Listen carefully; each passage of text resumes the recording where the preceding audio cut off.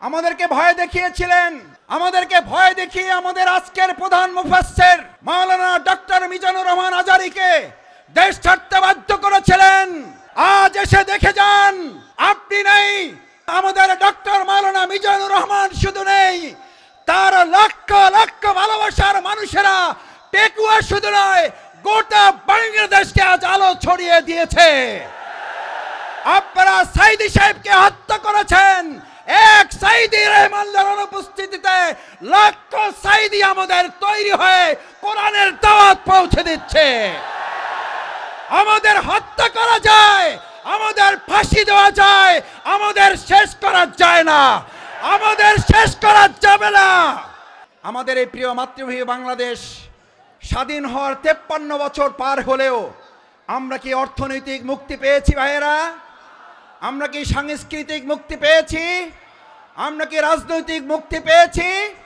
এই সকল মুক্তি আমাদের যদি পেতে হয়, তাহলে আমাদের মানুষের তৈরি করা মতবাদের দিকে নাকি কোরআনের দিকে ফিরতে হবে?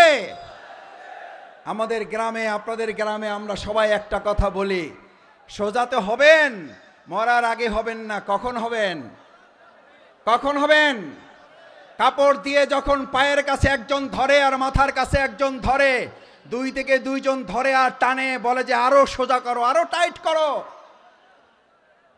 ভাইয়েরা, মরার পরেই যদি আমাদের সোজা হতে হয়, চোখে যদি দেখতে পাই যে আমরা সোজা হচ্ছি এবং আমার সন্তানরা আমাকে টাইট করে বেঁধে সোজা করছে, আজ আমার সমস্ত পেকুয়াবাসী, বাংলাদেশের প্রান্ত থেকে যারা এখানে এসেছেন, আমরা আহ্বান জানাই, আসুন, মরার পরে যদি সোজা আমাদের হতেই হয়, তাহলে জীবিত থাকতেই আমরা সোজা হয়ে আমাদের বাংলাদেশকেও সোজা পথে পরিচালনার জন্য আর কোন মত এবং পথ নয়, কোরআনের পথেই বাংলাদেশকে আমরা সোজা করে পরিচালনা করব ইনশাআল্লাহ।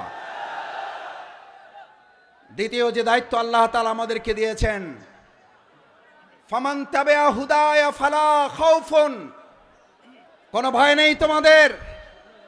আমার ভাইয়েরা, সম্মানিত ভাই এবং বন্ধুগণ, ফালা খাউফুন, সুতরাং আমাদেরকে আপনি ভয় দেখাবার কে? যারা আমাদেরকে ভয় দেখিয়েছেন, 17 বছর এই বাংলাদেশের 18 কোটি নাগরিককে আপনারা ভয় দেখিয়েছেন। শেষ পর্যন্ত আপনারা ভয় দেখাতে দেখাতে এতটা ভয় পেলেন যে আপনারা দেশের জেলখানায় পর্যন্ত জায়গা হলো না, আপনাদেরকে দেশ ছেড়ে পালাতে হলো। আল্লাহ তাআলা নিশ্চিত করেছেন, ফালা খাউফুন, তোমাদের ভয় পাওয়ার কোনো দরকার নেই। কারণ যারা আল্লাহকে ভয় করে তাদের দুনিয়ার আর কাউকে ভয় করতে হয় না, বরং গোটা দুনিয়া তাদেরকে ভয় করে।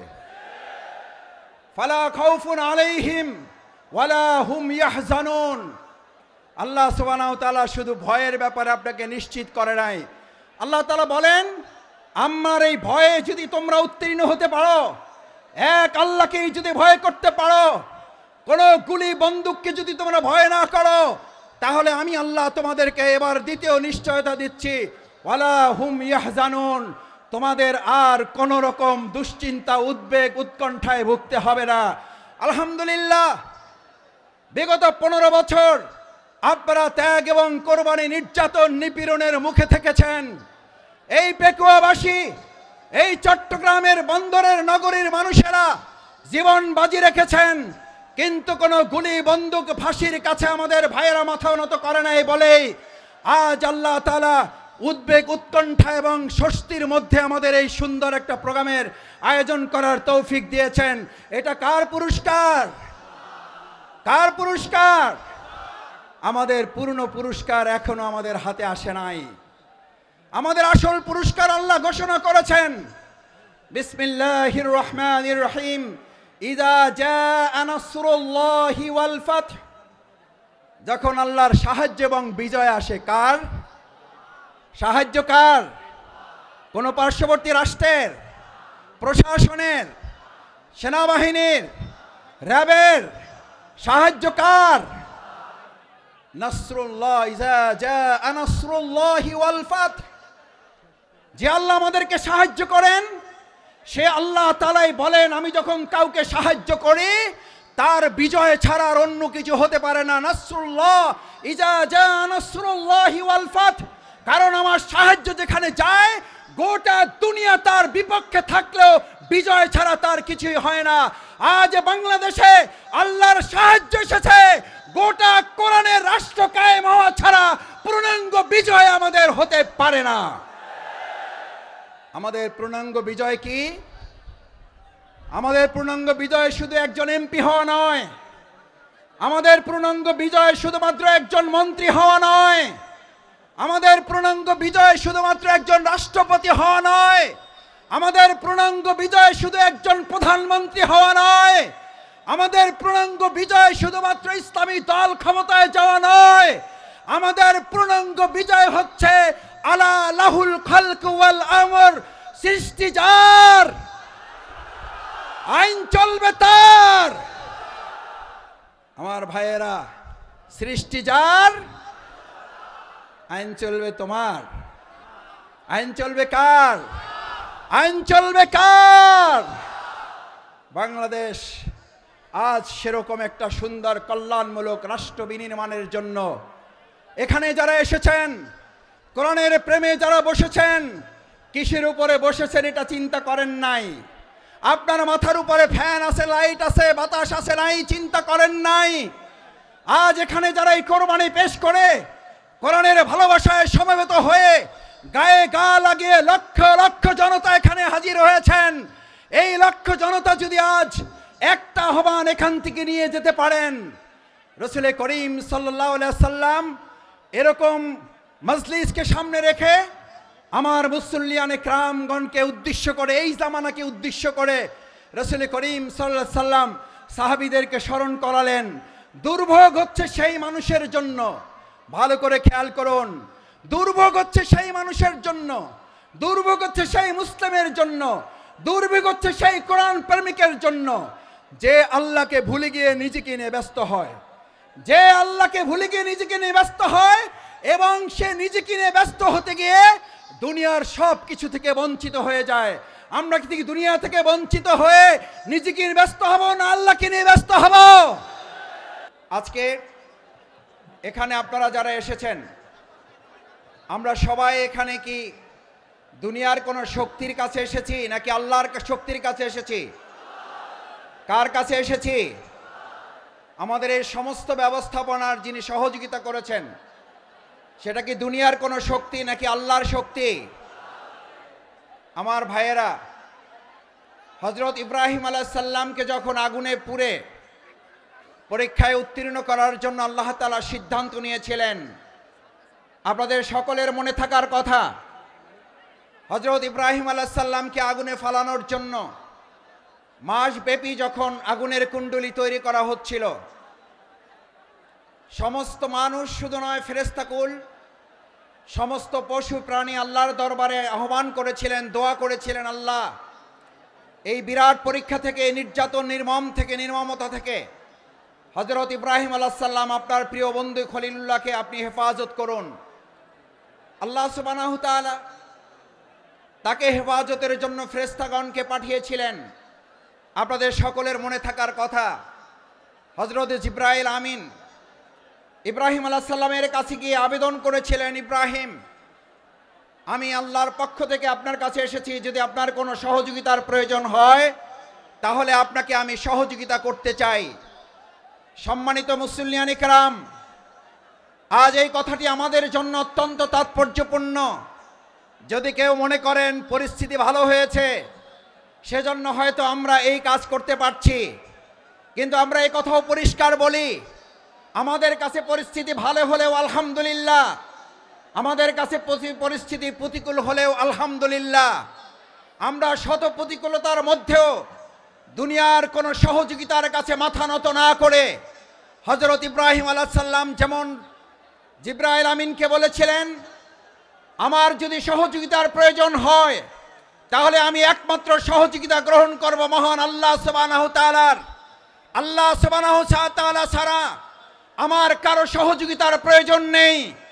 আজ মুসল্লিয়ানে কেরাম, আপনাদের কাছে জানতে চাই, বাংলাদেশকে যদি কোরআনের দেশ করতে হয়, বাংলাদেশকে যদি ইসলামের দেশ করতে হয়, তার জন্য যদি হযরত ইব্রাহিম আলাইহিস সালামের মতো আমাদের ত্যাগ এবং কোরবানির পরীক্ষায় উত্তীর্ণ হতে হয়, আর তার জন্য যদি সেই অগ্নি পরীক্ষায় আমাদেরকে সহযোগিতার জন্য এক আল্লাহ ছাড়া দুনিয়ার আর কাউকে না পাওয়া যায়, তাহলে আজ এই জনসমুদ্রের কাছে জানতে চাই, আমরা এক আল্লাহ ছাড়া আর কারো সাহায্য কি আমাদের দরকার হবে?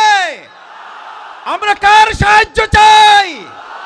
কার সাহায্য চাই? একবার সেই আল্লাহকে আমরা ডাক দিতে চাই।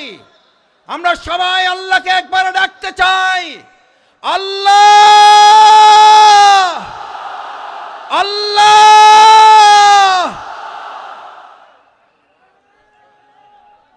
সম্মানিত ভাই এবং বন্ধুগণ, হযরত ইব্রাহিম আলাইহিস সালাম আল্লাহর সাহায্য চেয়েছিলেন। দুনিয়ার কোনো মানুষ শুধু নয়, ফেরেশতাগণের সাহায্যও তিনি নেননি। যে ইব্রাহিম আলাইহিস সালাম আল্লাহর সাহায্যের ভরসা করেছিলেন, সেই ইব্রাহিম আলাইহিস সালামকে আল্লাহ তাআলা সাহায্য করেছেন না করেন নাই? আগুনের মধ্যে তাকে বাঁধা রশিটা পর্যন্ত পুড়ে গেছে। হযরত ইব্রাহিম আলাইহিস সালাম আগুনের স্পর্শ করা তো দূরের কথা, হযরত ইব্রাহিম আলাইহিস সালাম সেই সময়, ওই সময়টুকু যা তিনি আগুনের মধ্যে অবস্থান করেছিলেন, সেই সময়টুকুকে বলা হয়ে থাকে তিনি তার জীবনের সবচেয়ে সুখী এবং আরামের জীবন যাপন করেছেন। সুতরাং কোরআনের জন্য যারা কথা বলবে, ইসলামের জন্য যারা কথা বলবে, কোরআন বাস্তবায়নের জন্য যারা কাজ করবে, ইসলাম বাস্তবায়নের জন্য যারা কাজ করবে, আজ এখানে আমরা যারা উপস্থিত হয়েছি, আমরা যদি আজ এখান থেকে সিদ্ধান্ত নিতে পারি, আমাদের জীবনের সর্বস্বটুকু বিলিয়ে দিয়ে হলেও যে কোরআনের ভালোবাসায় আজ আপনারা এখানে সামিল হয়েছেন, আপনারা কি কোনো ব্যক্তির আহ্বানে ভালোবাসায় এসেছেন নাকি কোরআনের ভালোবাসায় এসেছেন? কিসের ভালোবাসায় এসেছেন? এই কোরআনকে আগামী দিনের সংসদে যদি পাঠাতে হয়, তার জন্য আমাদের 2024 সালের জুলাই আগস্টের তরুণ যুবকেরা যারা জীবন বাজি রেখে উই ওয়ান্ট জাস্টিসের স্লোগান রেখেছিল, সেই উই ওয়ান্ট জাস্টিসের স্লোগান বাস্তবায়ন কি মানুষের তৈরি করা মতবাদ বাস্তবায়ন করতে পারবে নাকি কোরআন পারবে? উই ওয়ান্ট জাস্টিসের জন্য তরুণ যুবকেরা, আমাদের মীর মুগ্ধ আবু সাঈদরা যদি জীবন দিতে পারে, আজ তরুণ যুবক এবং আমাদের জনতাকে জিজ্ঞেস করতে চাই, আগামী দিনে কোরআনের সংসদ কায়েমের জন্য, ইসলামের সংসদ কায়েমের জন্য আরেকবার যদি জীবন দিতে হয় আমাদের, সেই জীবন দিতে আমরা কি রাজি থাকব? আমরা কি রাজি থাকব?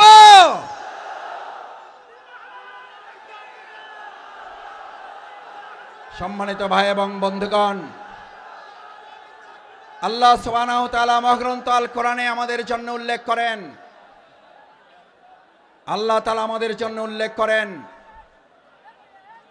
আফা হাসিবতুম আন্নামা খলাকনাকুম আবাসা ওয়া আন্নাকুম ইলাইনা লা তুরজাউন। আল্লাহ সুবহানাহু ওয়া তাআলা আমাদেরকে পৃথিবীতে প্রেরণ করে আমাদেরকে স্মরণ করিয়েছেন। তোমরা কি মনে করো যে তোমাদেরকে এমনিতেই অর্থহীনভাবে, টার্গেটলেস, এইমলেস, গোল শূন্য, কোনো উদ্দেশ্যহীন ভাবে তোমাদেরকে আমি পৃথিবীতে প্রেরণ করেছি? ওয়া ইলাইনা লা তুরজাউন, অথচ তোমাদেরকে তোমাদের কাজ সম্পন্ন করে কি আবার আমার কাছে ফিরে আসতে হবে না? আমাদের সম্মানিত ভাই এবং বোনেরা, আমার পর্দার আড়ালের মা ও বোনেরা যারা আছেন এখানে, আজ যারা উপস্থিত হয়েছি, আমাদেরকে কথা ভালো করে মনে রাখতে হবে, আজ এখানে আমরা যে কোরআনের ভালোবাসা এসেছি, সেই কোরআন আমাদের উপরে 3টি মৌলিক দায়িত্ব অর্পণ করেছে। এক, আল্লাহ সুবহানাহু ওয়া তাআলা বলেন, আফা হাসিবতুম আন্নামা খলাকনাকুম আবাসা, আমি তোমাদেরকে অর্থহীনভাবে পৃথিবীতে সৃষ্টি করি নাই, আমি তোমাদেরকে পৃথিবীতে সৃষ্টি করেছি একটা গুরুত্বপূর্ণ উদ্দেশ্য নিয়ে।